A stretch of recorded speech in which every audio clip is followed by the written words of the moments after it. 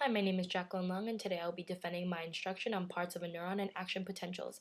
The unit that this lesson is incorporated into is the nervous and endocrine system unit. Students are continuing to learn about the inner workings of their body. This unit succeeded one on circulatory, respiratory, and digestive system. Physiology is certainly the most relatable topic in biology to our students, and it was a pleasure seeing them engage and interact in the topic and to master the discipline with enthusiasm. The California state standard for this topic was students know the function of the nervous system and the role of neurons in transmitting electrochemical impulses.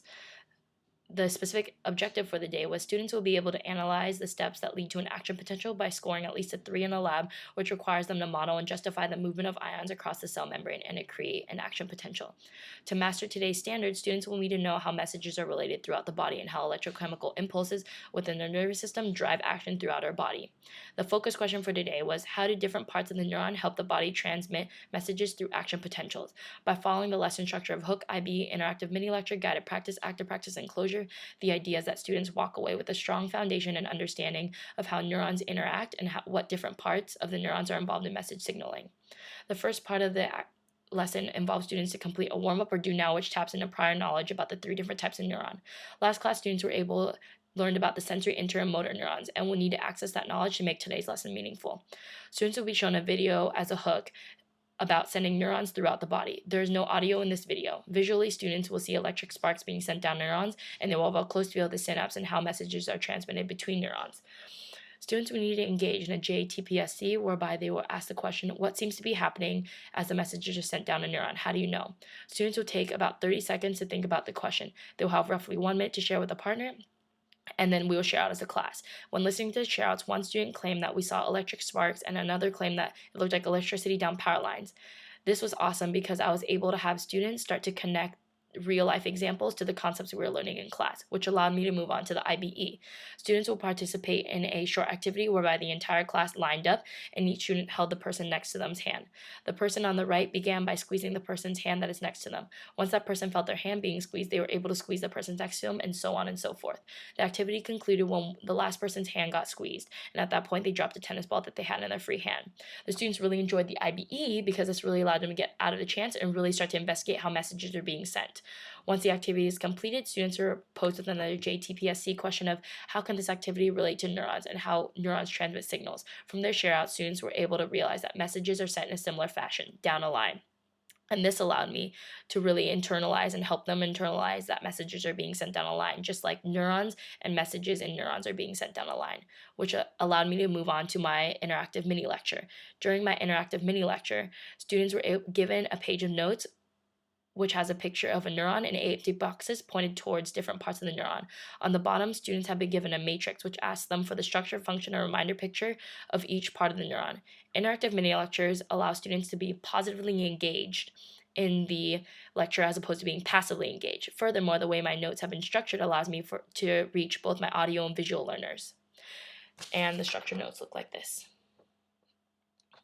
Each slide corresponds to a specific structure in the neuron. Each slide will be executed in the same fashion. The first structure is the dendrites. I will have volunteer students read the structure out loud to the class, and the class will find the appropriate box on the neuron in which to fill it in. If no students volunteer, I will call students using the popsicle stick mechanism. After finding the appropriate box on the neuron, students will transcribe the same structure and its function to the matrix below the picture. As I am lecturing about the specific parts of the neuron, I will be drawing a reminder picture for students. Checks for understanding were completed throughout the lecture. The first one involved students holding up 1 or 2 fingers depending on their chosen answer. The question read, where are messages received in the neuron? And students were asked to put up either 1 finger if they believed the answer was dendrites and 2 fingers if they believed the answer was cell body. I gave students 30 seconds to answer and then hold up their answer. The checks for understanding yielded 23 out of 24 students answering with 1 finger, which meant that most students were able to internalize that dendrites receive messages in the neuron. After looking back at his notes, the one student with the wrong answer was able to correct his answer from 2 fingers to 1 finger, which allowed me to move on with my interactive mini lecture. The second checks for understanding was students held up either 1, 2, or 3 fingers depending on the right answer. The question read, where is genetic information contained in a neuron?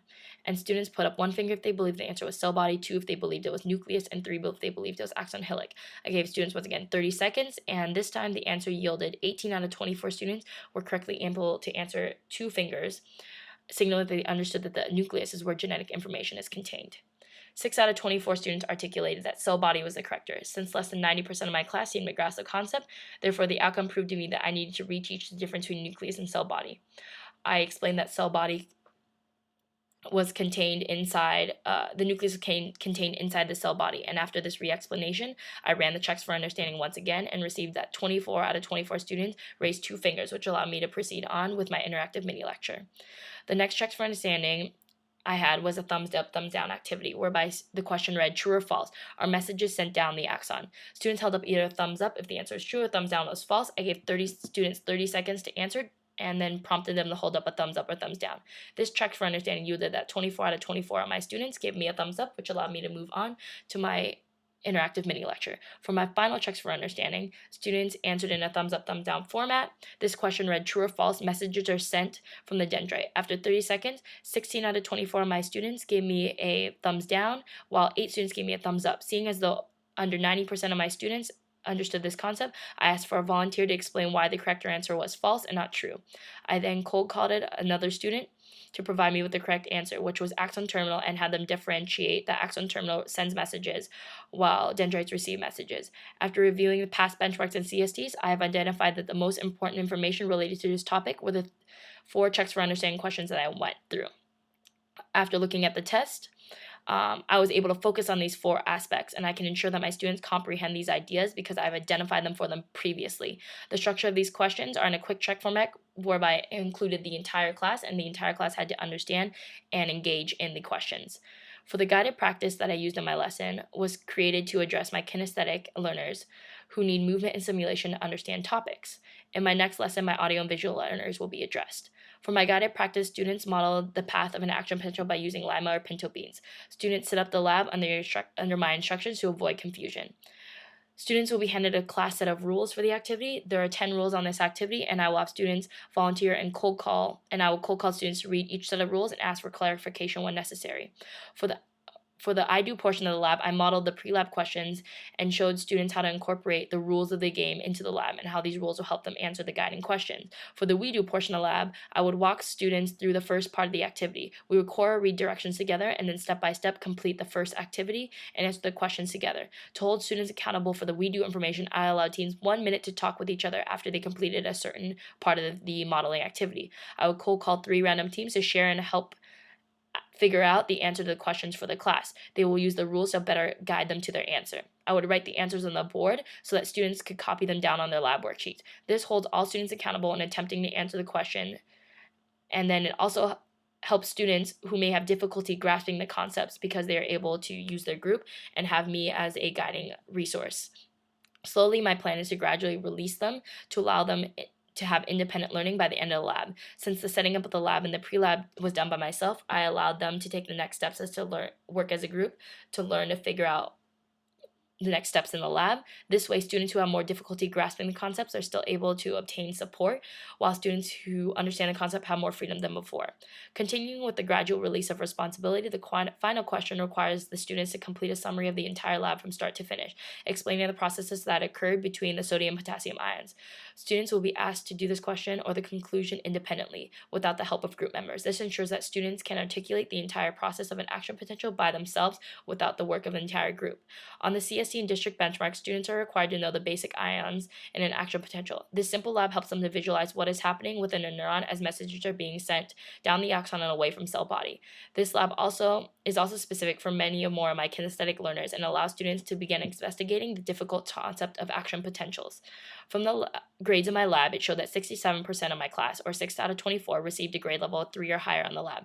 This is what I expected given that the majority of my class seems to be kinesthetic learners, but that my audio and visual learners haven't been reached and aren't as inclined to grasp the concept. The feedback after the next lesson showed that those 8 remaining students were able to understand and master the concept. After the guided practice, students were able to conduct the active practice, which was students had to piece together a 12-piece matrix, which will help them emphasize vocabulary terms from this lesson as well from previous lessons. Students competed in table groups for first and second place prizes. Using this type of practice, it helped challenge my students to apply their knowledge on multiple vocabulary words because they had to match all sides of the square as opposed to just one side. Students were able to self-correct as they see fit when certain sides didn't match up. As groups, they were able to piece together the matrix within 10 minutes of the first round. After the following lesson, students were able to piece together a matrix within 6 minutes. This showed that more students were able to understand and master the concept after I was able to reach audio, visual, and kinesthetic learners within 2 lessons. On the matrix, students will complete error analysis as they realize that matrix piece is not fitting together in the proper way. When this occurs, students will know that somewhere the incorrect word or definition is mismatched. From there, they had to work backwards to find out the mistakes. Lastly, students who are unable to finish the matrix in the allotted time will be encouraged to come to office hours. In my final assessment, there were 3 questions on the exit slip, 2 which are recall questions that students must answer using the knowledge and vocabulary terms learned from the interactive mini lecture. For the final question, students must engage and analyze their lab and articulate the steps to an action potential. Lastly, students received a homework assignment at the end of class, which reiterated the different parts and functions of a neuron. Students will be required to read the article and answer assigned questions on the back. If students are struggling to grasp the concept, they will be reminded to attend me during my office hours. After the 2 lessons, though, my conclusion was that at least 90% was able to articulate and meet all of the proving behavior I had set for them. My goal is to continue utilizing mechanisms which address all types of learners in my class and ensure that I can accommodate all students in my class.